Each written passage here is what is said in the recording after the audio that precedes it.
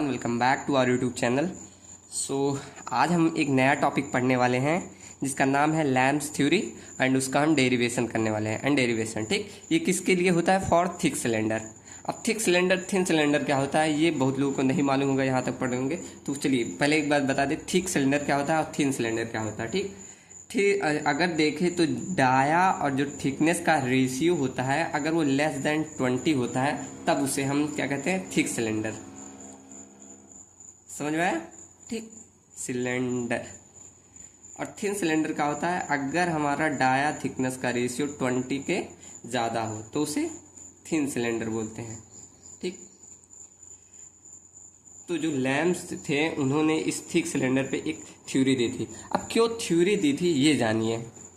जैसे कि आप कोई अगर सिलेंडर ले रहे, थिन सिलेंडर ले रहे थे तो वो कुछ इस तरह रहती थी।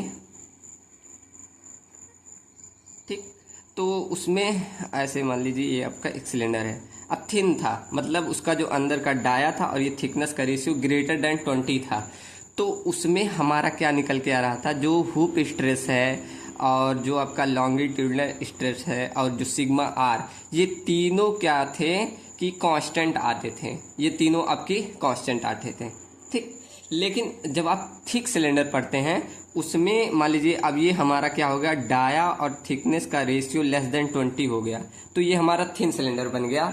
ठीक, तो इसमें क्या हुआ? जब हमारा ये थिक सिलेंडर हो जाता है तो इसमें जो सिग्मा सी, मतलब जिसे हुप स्ट्रेस या सिग्मा एस से भी कहीं कहीं लिखते हैं, इसे हुप स्ट्रेस, और जो सिग्मा एल था, एल तो कांस्टेंट रहता है, सिग्मा सी या सिग्मा एन और सिग्मा आर, ये दोनों कांस्टेंट नहीं रहते। तो इन्हीं को प्रूफ करने के लिए लैम्स ने एक थ्योरी दी थी और उसका डेरिवेशन बताया है। ठीक, क्यों दिया? यहाँ देखो अच्छे से लिख दें कि जो आपका सिग्मा सी जिसे हुप स्ट्रेस कहते हैं और सिग्मा आर जिसे रेडियस स्ट्रेस कहते हैं, ठीक, ये दोनों कांस्टेंट नहीं होते, नॉट कांस्टेंट। ठीक,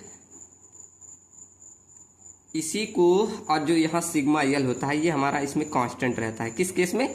यहाँ लिख दीजिए, थिक सिलेंडर के केस में। इस केस में ये कांस्टेंट नहीं था, सिर्फ यहाँ पर सिग्मा एल कांस्टेंट था। लेकिन थिन का जब हम देख रहे थे तो यहाँ तीनों कांस्टेंट रहते थे। तो इसी को लैम्स ने एक थ्योरी के द्वारा में डेरिवेशन किया और कुछ अजम्पशन दिए। ठीक, तो वही हम पढ़ने वाले। अब इससे क्या निकल के आया था वो बता दे, जिससे हम मालूम चले हम प्रूफ क्या करने वाले। तो उन्होंने सिग्मा सी की वैल्यू एक निकाली थी। क्या निकाली थी? जो बी की ब्रीथ होती है वो रेडियस आर स्क्वायर माइनस नहीं प्लस, और यहाँ पर सिग्मा आर निकल के आता है बी अपॉन आर स्क्वायर, इसमें ए माइनस इसमें होता है। ठीक, ये दोनों इन्होंने दिया था। ठीक, यही निकाला था कि हुप स्ट्रेस इतना आता है और रेडियस स्ट्रेस इतना आता है। ठीक, लेकिन सिग्मा एल क्या होता है? कांस्टेंट होता है। यही हमारे लैम्स ने एक थ्योरी के द्वारा और उसको ड्राइव करके दिखाया था। तो वही डेरिवेशन आज हम यहाँ पर करने वाले हैं। ठीक, लेकिन अगर हम थिन सिलेंडर में देखते थे तो सिग्मा सी और सिग्मा ये आर और सिग्मा एल की वैल्यू क्या निकल के आती थी? तो सिग्मा सी की वैल्यू हम निकालते थे पी डी अपॉन 2t और सिग्मा एल की वैल्यू निकालते थे P D upon 4t and sigma R की वैल्यू निकालते थे कैपिटल आर। ठीक, ये किस केस में होता था? जब हम थिन सिलेंडर पढ़ते हैं ये हम निकालते थे थिन सिलेंडर। ठीक, और ये आपका आता है थिक सिलेंडर के केस में। चलो, तो हम चलिए हम पढ़ने वाले इसको थिन सिलेंडर तो हम पढ़ लिए। तो अब आपको यहाँ से समझ में आ गया होगा कि लैम्स ने थ्योरी किस पे दी थी। क्योंकि थिन सिलेंडर में ये तीनों कांस्टेंट होते हैं, लेकिन थिक सिलेंडर में जो सिग्मा हुप स्ट्रेस होता है और रेडियस स्ट्रेस होता है ये कांस्टेंट नहीं रहता है। तो इसी को निकालने के लिए लैम्स ने एक थ्योरी के द्वारा और उसको ड्राइव किया था। ठीक, तो चलिए हम भी ड्राइव करते हैं। ड्राइव करने से पहले देख लेते हैं उनके कुछ अजम्पशन, जिसके सहारे हम क्या करेंगे? उसको सॉल्व करेंगे। अब चलिए लिखते हैं, 2-4 एजम्पशन हैं। तो बात करें एजम्पशन। एजम्पशन पढ़ने के बाद हम उसका डेरिवेशन करेंगे।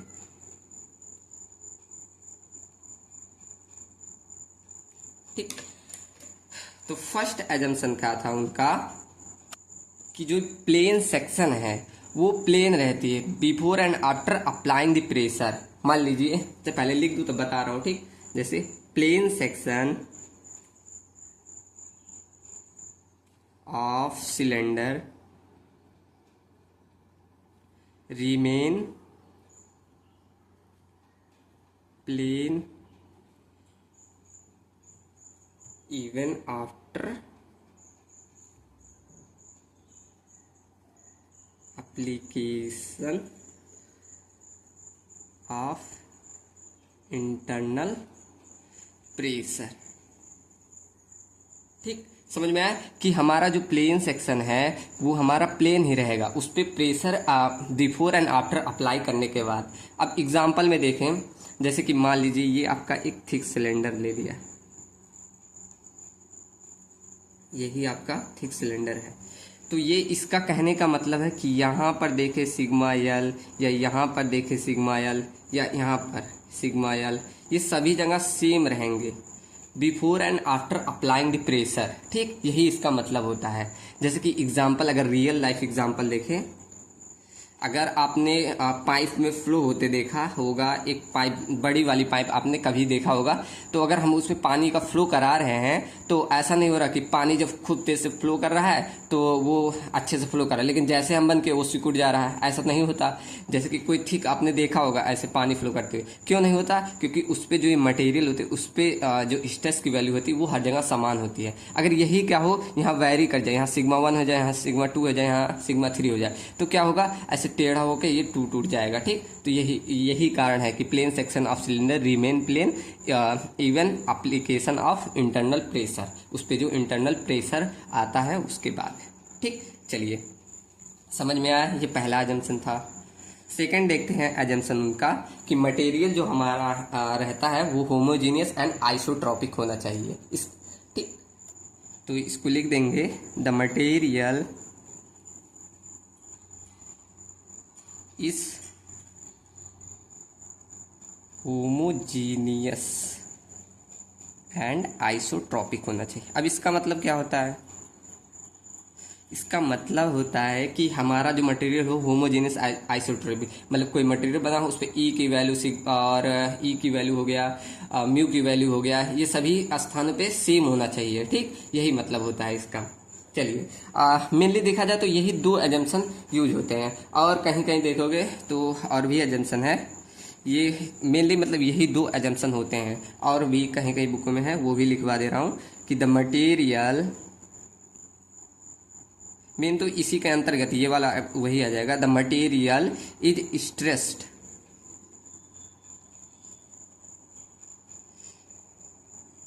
With in elastic limit.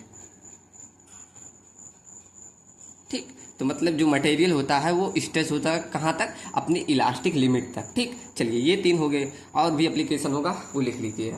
चलिए, तो ये तीन मेन एप्लीकेशंस हो गए। अब हम बढ़ते हैं डेरिवेशन पे। चलिए, तो पहले हम क्या बनाते हैं, एक थिक सिलेंडर बनाते हैं। इतना तो बेसिक हो गया उसके लिखने के लिए। अब हम डेरिवेशन पे बढ़ते हैं। चलिए दूसरा पेज कर दो। तो यहाँ पर मैंने एक सिलेंडर बना दिया। ठीक, देखिए ये इसकी मतलब ये पूरा एक थिक पार्ट है, ये पूरा एक थिक पार्ट है, और यहाँ अंदर से दिखा दें, ये ऐसे खोखला है इतना। ठीक, ये अंदर से इतना खोखला है, और ये जो बाकी जो ये बचे हैं ये सभी ठोस है, सॉलिड। ठीक, यहाँ भी डॉट डॉट कर।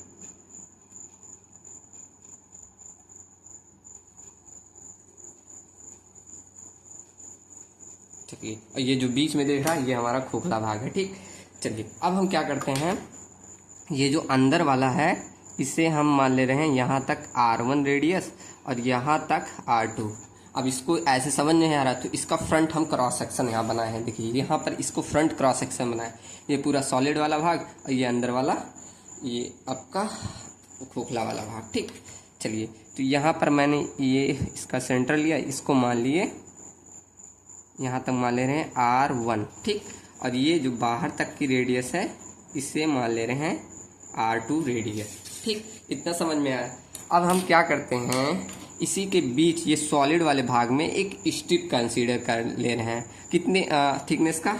DR थिकनेस का कंसीडर कर ले रहे हैं। ठीक, तो यहाँ पर अगला लिख दीजिए, now consider strip now consider a strip thickness लिख दी पूरा to the thickness of dr thickness का हम एक स्ट्रिप कंसीडर कर ले रहे हैं। चलो अब ये पूरे में ऐसे कंसीडर कर रहे हैं, यहाँ पर देखिए ये रेड वाले से दिखा दे रहे हैं, ऐसे स्ट्रिप कंसीडर कर ले रहे हैं। चलिए हम बना दें। हाँ, तो मैंने यहाँ पर एक स्ट्रिप बना दिया। अब स्ट्रिप की जो थिकनेस है इसको मान ले रहे हैं, चल जा, इसे मान ले रहे हैं dr। इसकी जो थिकनेस है इसको कितनी dr थिकनेस मान लिए। ठीक, अब देखिए ये क्या है, स्ट्रेस में मान लीजिए कुछ भरा हुआ है, मान लीजिए गैस भरे हुए हैं, ऐसे गैस के पार्टिकल भरे हुए हैं। ठीक, तो ये हमारे हो गए गैस के पार्टिकल। अब जब इसके स्ट्रिप के अंदर गैस के पार्टिकल कुछ भरे हुए हैं तो यहाँ अंदर से कुछ P1 प्रेशर लगाएगा। ठीक, मान लीजिए अंदर है तो अंदर तो इसके यहाँ इस जो सरफेस है इस पर कुछ तो प्रेशर लगाएगा, तो वो हमने मान लीजिए P1 मान लिया। ठीक, तो P1 मान लिया तो जो स्ट्रेस अब इस पे उत्पन्न होगा उसको मान लीजिए यहाँ पर उत्पन्न होगा R1। ठीक, तो ये प्रेशर क्या कर रहा है, इस पूरे ऐसे बॉडी पे यहाँ पर ऐसे ये प्रेशर उत्पन्न कर रहा है। ठीक, प्रेशर ऐसे यहाँ पर, तो इसमें अंदर से कुछ स्ट्रेस आएगा, तो ये स्ट्रेस क्या करेगा, ऐसे इस जो हमने यह सरफेस माना है इस पे क्या करेगा, सिग्मा आर जो आपका है R1 कह सकते हो, जो यहाँ अंदर माने हो R1, सिग्मा R1 प्रेशर इस पे डालेगा। ये जो अंदर है, ये जो हमने माना है स्ट्रिप, इस पे प्रेशर डालेगा कितना, सिग्मा R1। ठीक, ये अंदर की तरफ समझ में आ रहा है। क्या किया, एक पहले स्ट्रिप लिया। अब जहाँ हम जानते हैं कि अंदर हमारा खोखला है तो यहाँ पर हमने मान लीजिए गैस भरी हुई है अंदर से, तो ये जो गैस है एक प्रेशर डालेगी इस सिलेंडर पे, तो प्रेशर से एक स्ट्रेस उत्पन्न होगा और ये स्ट्रेस जो है जो हमने स्ट्रिप माना उस पर एक स्ट्रिप क्या लगाएगा, स्ट्रेस लगाएगा। ठीक, अब ये स्ट्रेस लगाएगा तो क्या करेगा, इसके विरोध में जो बाहर ये हमारी सॉलिड सरफेस है इसके विरोध में इस साइड से क्या करेगी, जो हमने dr थिकनेस माना तो सिग्मा R1 प्लस में सिग्मा dr स्ट्रेस लगाएगी बाहर से। क्यों, क्योंकि अगर नहीं उतना लगाई तो ये हमारा फट जाएगा कि नहीं, अंदर वाले से कुछ ज़्यादा कितना dr थिकनेस की स्ट्रेस लगाएगी। ठीक, इसे कुछ ऐसे लिख दीजिए, ऐसे जैसे सिग्मा R1 प्लस में d सिग्मा r। ठीक, डी क्या हो गया, इसका डाया प्लस सिग्मा आर मान लीजिए इसे। तो चलिए इतना समझ में आया, एक बार हम रिकैप करते हैं। क्या हुआ था केस ये हुआ कि हमने एक स्ट्रिप लिया, स्ट्रिप की थिकनेस मानी dr। ठीक, अब हम क्या देख रहे हैं कि हमारा इस सिलेंडर में गैस भरा हुआ है, गैस हमारा P1 प्रेशर ऐसे डाल रहा है इसके ऊपर, जिससे स्ट्रेस उत्पन्न हुआ और स्ट्रेस ये क्या हुआ, इस जो हमने स्ट्रिप कंसीडर किया है उस पे उस डायरेक्शन में उसी हमारा स्ट्रेस लग रहा है, जिसको हमने सिग्मा R1 नाम दिया। अब इसी स्ट्रेस को रजिस्ट करने के लिए जो हमारी थिक सिलेंडर है वो विपरीत दिशा से sigma R1 plus D sigma R का अपोजिट स्ट्रेस लगा रही है। तो यहाँ तक क्लियर। अब हम क्या करते हैं, इसको डिटेल में स्टडी करने के लिए इसका एक सेक्शन काट ले रहे हैं। मान लो ऐसे हम सेक्शन इसका काट दे रहे हैं, ऐसे इसी डायरेक्शन में, ऐसे दिखा दूँ, ऐसे हम इसका सेक्शन काट रहे हैं। चलो मैं काट के यहाँ बना रहा हूँ, यहाँ नीचे इसी को बना दे रहा हूँ। एक सेकंड में फिगर बना दूँ। तो यहाँ पर देखिए मैंने इस सेक्शन को अब काट दिया। अब काटा तो पूरे को लिया है, ऐसे पूरे इस वाले सिलेंडर को ऐसे पूरे काट को दिखाया। ठीक, तो इसको क्या कि एक्स एक्सिस से ऐसे काट दिया। ठीक, तो यहाँ से इस सेंटर वाले पॉइंट तक, इस स्ट्रिप तक, हमने सिर्फ स्ट्रिप को लिया, ये पूरे को नहीं, स्ट्रिप तक जो था, यहाँ से हमने इस वाली पॉइंट से इस वाली पॉइंट तक, यहाँ से दिख रहा, हाँ देखो, इस वाली पॉइंट से इस वाली पॉइंट तक मान लो R रेडियस है, इसे R1 यहाँ तक दिखाया था तो ये R मान ले और इसे R2। ठीक, तो यहाँ पर नाम दे दीजिए, ये रेडियस हमने R मान ले रहे हैं और इसे दूसरे पेन से दिखा दूँ, यहाँ तक मान लो R2 था, माना ही है हमने। ठीक, अब नेमिंग कर दे रहे हैं सबका। मान लो ये तुम्हारा A पॉइंट है, ये B, ये C, ये D, ये E, F, G, H। अब इसका नेमिंग कर दिए। अब जब ये भी सॉलिड पार्ट है आपका, ये भी सॉलिड पार्ट है, ये अंदर वाला, ये भी दिखा दे सॉलिड है, जब काटेंगे तो ये भी आपका सॉलिड ही रहेगा, सॉलिड है ही, हम देख ही रहे हैं। ठीक,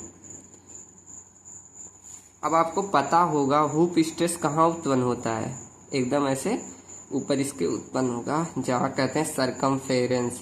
तो ये पूरा जो हमने ये दिखाया, तो हुप स्ट्रेस जो होगा हमारा इसी पे ऐसे उत्पन्न होगा, ऐसे परपेंडिकुलर इस पे रहेगा। ठीक, लॉन्गिट्यूडनल सरकमफेरेंस पे आता है, जिसमें हम किससे डिनोट करते हैं इसको, सिग्मा सी से। ठीक, इसी के ऊपर ऐसे सरकमफेरेंस पे आएगा। ठीक, तो ये हमारा इस पे क्या उत्पन्न होता है, हुप स्ट्रेस या सरकमफेरेंस स्ट्रेस बोलते हैं। इतना क्लियर है।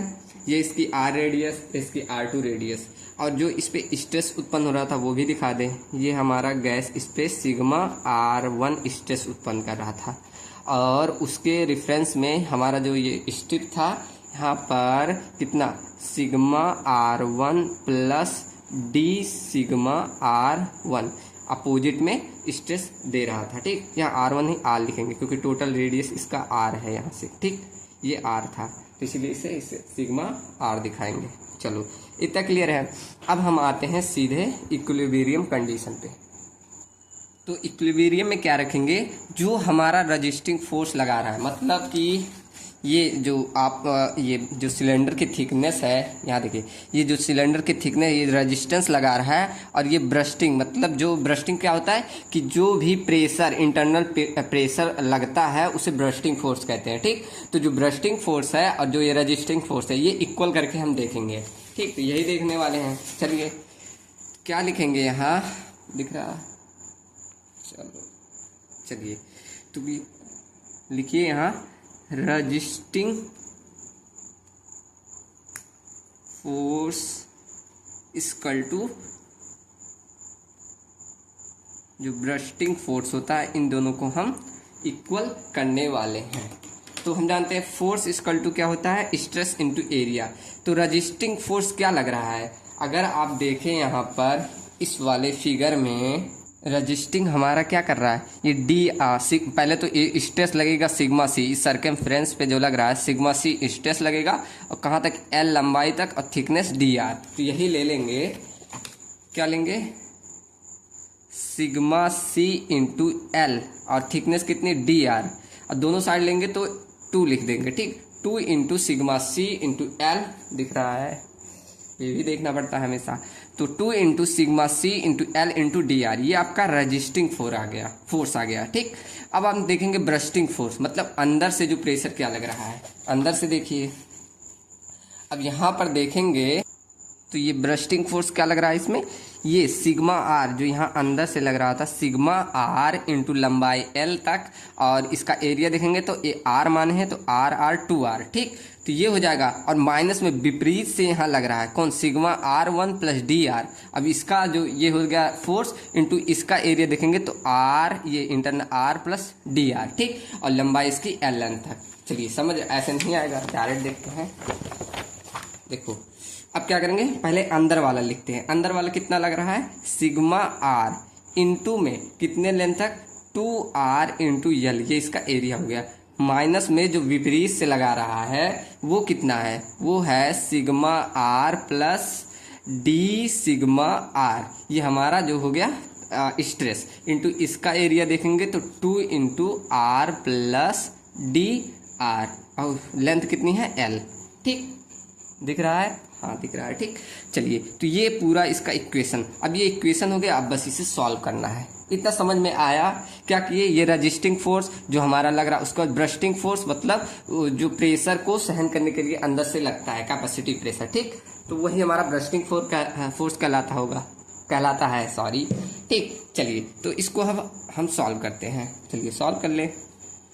ये हो जाएगा 2 सिग्मा सी L DR बराबर, यहाँ पर इसको sigma R 2R L minus का, अब ये 2, अब देखिए यहाँ पर मल्टीप्लाई में तो 2 यहाँ पर बाहर ले लें, और ये multiply sigma R plus D sigma R bracket में प्लस में DR।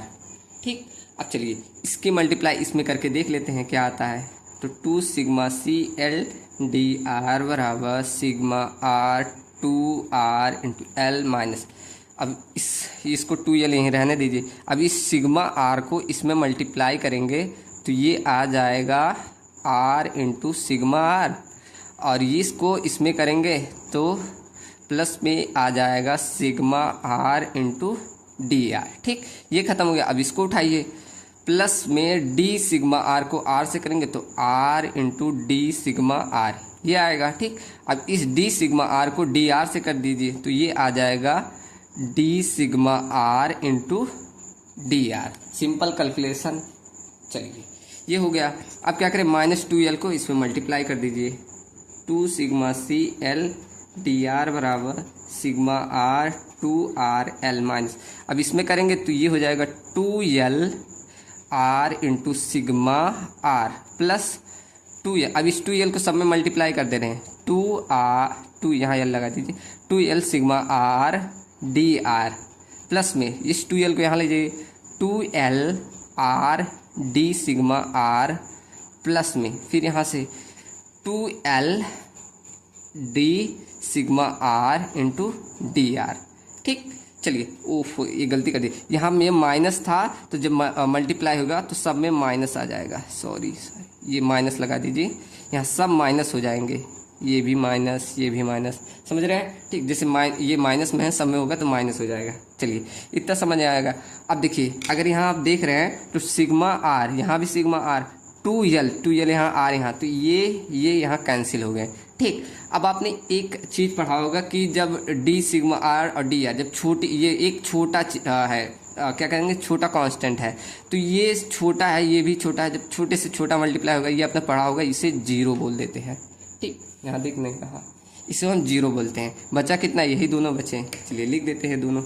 क्या बचा, 2 sigma C L D R बराबर बचा कितना, -2 into L sigma R D R, फिर यहाँ बचा -2 L R D sigma R, यही इतना बचा। चलिए अब देखिए, अभी भी कुछ कटेगा। यहाँ देखिए 2l तो 2l से 2l काट दीजिए, बस यही कटेगा। 2 से यहाँ देखिए, हम दिखा दे क्या कर,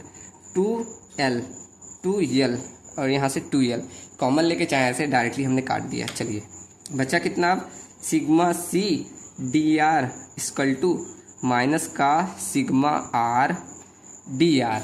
ठीक, और बचा कितना, यहाँ माइनस का आर डी सिग्मा आर, यही इतना बचा।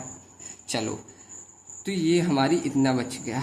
अब यहाँ क्या करते हैं, इस डी आर को इस साइड भेज दो तो हमें सिग्मा सी की वैल्यू मिल जाती है। सिग्मा सी बराबर एफ डी आर को भेजोगे तो यहाँ minus sigma R D R upon D R, minus का R D sigma R upon में क्या करते हैं, ये डी आर आ गया, इससे ये कैंसिल हो जा रहा है। फाइनली हमें जो वैल्यू मिलती है, सिग्मा सी बराबर माइनस का sigma R minus R D sigma R upon D R, ये हमें मिल जाता है। अब इसे हम इक्वेशन मान लेते हैं, इक्वेशन फर्स्ट मान लेते हैं। ठीक, अभी हम फर्दर इसे आगे यूज करेंगे। अब चलिए, अब हम फर्दर आगे बढ़ते हैं। अब हमने एक अजम्पशन देखा था, अजम्पशन हमने शुरू में लिखा था, एक बार हम और रिकैप करते हैं। अजम्पशन हमने लिया था कि सिग्मा एल जो स्ट्रेन होती है लॉन्गिट्यूडनल, उसको हम कांस्टेंट लेके चलते हैं ना, ये हमने शुरू में ही लिख दिया था। जब ये कांस्टेंट होता है तो स्ट्रेंथ लेंथ के अबाउट ये भी कांस्टेंट होगा। ठीक, जब स्ट्रेस कांस्टेंट है तो स्ट्रेन भी कांस्टेंट होगा।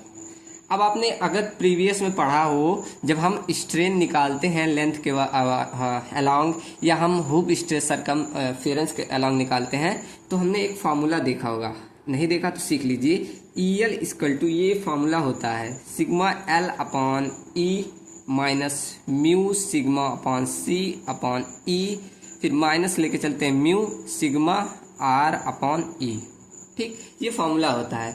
लेकिन यहाँ कंप्रेशन लग रहा है तो इसको, रेडियस को, यहाँ जो सिग्मा लग रहा है ये इसको पॉजिटिव लेते हैं। ठीक, चलिए ये एक फार्मूला होता है, आपने पीछे जरूर पढ़ा होगा।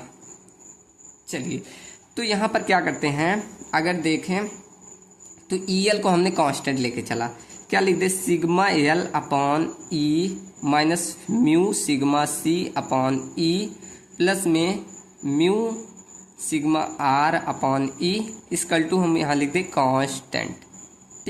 क्यों कांस्टेंट लिख दिया, ईएल हमने कांस्टेंट दिखा दिया था। चलिए ये हो गया। अगर आप यहाँ नोटिस करें तो सिग्मा ईल भी कांस्टेंट है, ई कांस्टेंट है, यहाँ ई कांस्टेंट है, म्यू भी हमारा कांस्टेंट है। तो यहाँ लिख दोगे सिग्मा एल कॉमा ई कॉमा और क्या कांस्टेंट का म्यू, ये हमारे कांस्टेंट टर्म है। कांस्टेंट है तो इनको हटा दे रहे हैं, इनको बाय सॉल्विंग डायरेक्टली हम लिखे तो बाय सॉल्विंग हमें क्या मिलता है, sigma C minus sigma R equal to constant, यही टर्म हमें निकल के आती है डायरेक्टली, इसे ध्यान रखिए। ठीक, चलो अब क्या करते हैं, ये कांस्टेंट की वैल्यू एक फिक्स है, ये हमें sigma C minus sigma R equal to 2a, यही हमें लेके चलना पड़ता है। ठीक, तो यहाँ कांस्टेंट 2a होता है, ये ध्यान रखिए। ठीक, चलिए ये हो गया। अब हमने इक्वेशन जो फर्स्ट माना वहाँ हमने सिग्मा सी की वैल्यू निकाली है, ध्यान है, हाँ निकाली है। तो चलो सिग्मा सी इक्वल टू अगर लिखना चाहें तो 2a प्लस सिग्मा आर लिख सकते हैं, लिख सकते हैं। अब हमें सिग्मा सी की वैल्यू मालूम है जो हमने इक्वेशन फर्स्ट में निकाली। क्या निकाली दिखाएं एक बार, यहाँ अगर देखें आप तो यही निकाला था, ये देखिए यही वैल्यू निकाली थी, sigma C equal to minus sigma R minus R D sigma R D R. ठीक, यही निकाला था। अब यही सिग्मा सी के स्थान पे यही वैल्यू हम पुट कर दे रहे हैं। ठीक, तो यहाँ लिख सकते हो, इसे भी इक्वेशन मान के ऐसे लिख सकते हैं। इसे क्या कर रहे हैं, इक्वेशन मान ले रहे हैं, इक्वेशन सेकंड मान ले रहे हैं। लिख दो यहाँ by equation first and second. चलो लिखें by equation first and second.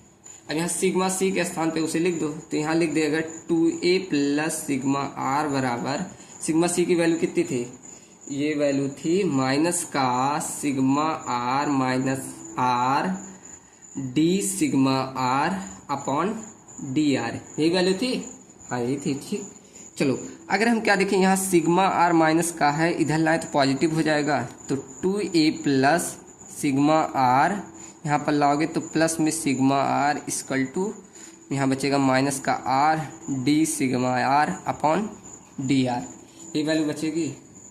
चलिए थोड़ा नीचे करते हैं स्पेस, चलो इतना बचा। अब देखो यहाँ से सिग्मा सिग्मा 2 सिग्मा हो जाएगा, A plus 2 sigma R equal to minus का R D sigma R upon D R. चलो बढ़िया, इतना बचा। अब यहाँ से 2 कॉमन हो जाएगा, 2a प्लस सिग्मा आर बराबर आ जाएगा माइनस का R D sigma R upon D R, ये इतनी वैल्यू बचेगी। अगर आप देखें ये a प्लस सिग्मा आर इसके अरेंज में आएगा और डी आर माइनस आर इसके में आएगा, तो क्या करें इसको इंटीग्रेट कर दें, ऐसे सॉल्व करो। इसको क्या करें, इस साइड लेके चल जाओ, तो यहाँ 2 इंटू इसको इस साइड भेज दें, तो ये हो जाएगा डी आर अपॉन आर, ये माइनस के साथ है, इसको माइनस इधर ले आ रहे हैं। ठीक, चलो और ये वाली वैल्यू इधर भेज दें। ठीक, तो यहाँ से बचेगा D sigma R upon A plus sigma R. समझ में आया क्या किए, ये माइनस आर अपॉन सिग्मा ये इंटू में था, इधर भेज दिए तो ये उल्टा हो जाता है, पलट जाता है, तो बचा माइनस का डी अपॉन आर आ गया, और इस ए अपॉन सिग्मा आर यहाँ इंटू में है, इधर भेजेंगे तो ये भी डिनोमीटर में चल गया। ठीक, तो ये बचा। चलो अब इधर आके सॉल्व करता हूँ,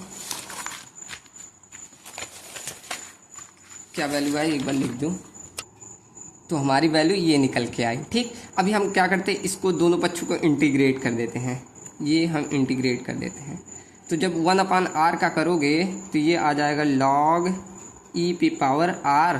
ठीक, प्लस में एक कांस्टेंट आ जाता है जिसे log e पे पावर, ये माइनस में है, माइनस लेके चलिएगा। ठीक, माइनस में log e पे पावर b ले लेते हैं, कांस्टेंट आता है। ठीक, तो वही हम जानते हैं कांस्टेंट, तो log e पे पावर b आ जाता है।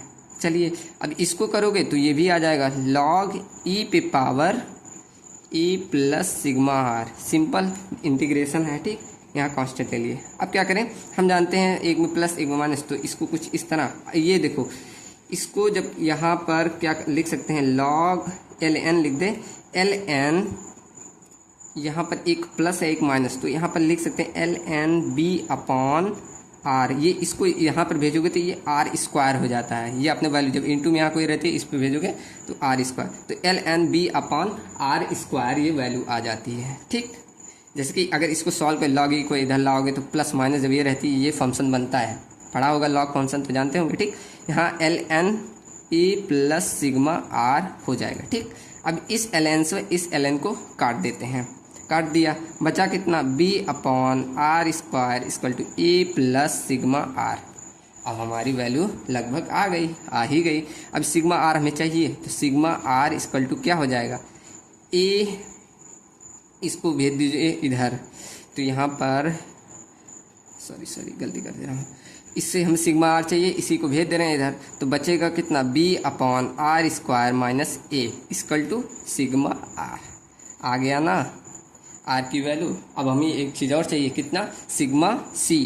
तो हमने यहाँ निकाला था एक चीज़, देखिए कहाँ निकाला है, यहाँ बाई इक्वेशन 2, यहाँ लिख दें इक्वेशन 2, बाई इक्वेशन 2 हम क्या जानते हैं, सिग्मा सी इक्वल टू कितना है, 2a प्लस में सिग्मा आर। ये हमने प्रूफ किया था, मतलब प्रूफ क्या निकाला था, निष्कर्ष निकाला। अब हमें सिग्मा आर की वैल्यू मालूम है, तो यही सिग्मा आर यहाँ रख देंगे तो हमें मिल जाएगा सिग्मा सी।